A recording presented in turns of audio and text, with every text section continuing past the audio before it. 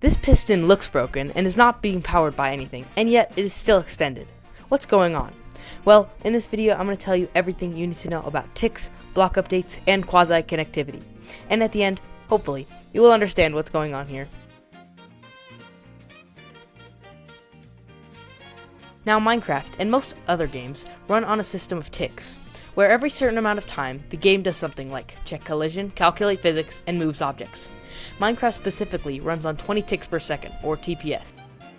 Now, this is relatively slow compared to other games, but still extremely fast. For example, this is what it would sound like if every tick was replaced by a click. Now, ticks affect pretty much everything: player movement, mob pathing, and most importantly, redstone. Now, there is also a second type of tick, random ticks, where every tick, each chunk chooses 3 random blocks. Now, most blocks won't do anything, but for things like wheat, this causes them to grow. This is also why not all crops grow at the same rate. And this also applies to things like fire and grass spread. Now let's move on to block updates. Whenever a block changes, it gives a block update to the block around it. This can be a block being broken, placed, or a block changing states. A good example is sand.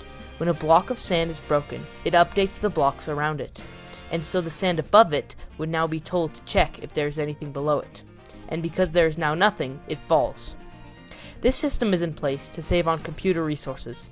So instead of every block checking every block around it every tick, blocks only check when they absolutely have to. This is also how redstone functions. When you power a lamp, the redstone updates the lamp and the lamp checks if it is receiving power. Without block updates, even if your redstone line was powered, it could not activate any components.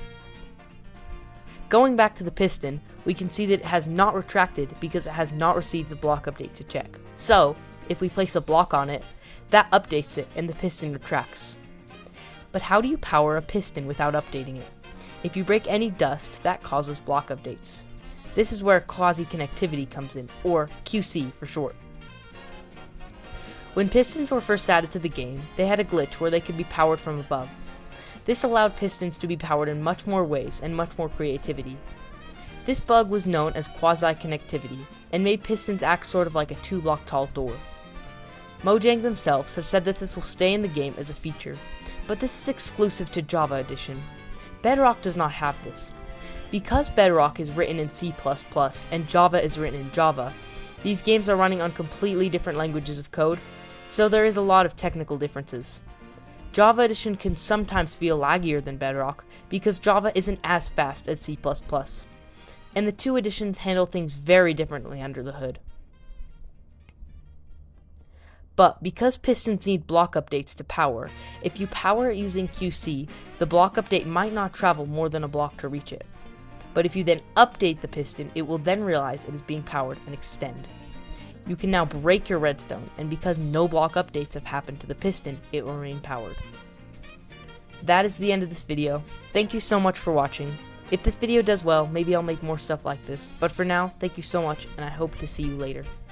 I'm still new to this whole YouTube thing, so if you have any suggestions for me or things I can do better, please write them down in the comments. Thank you.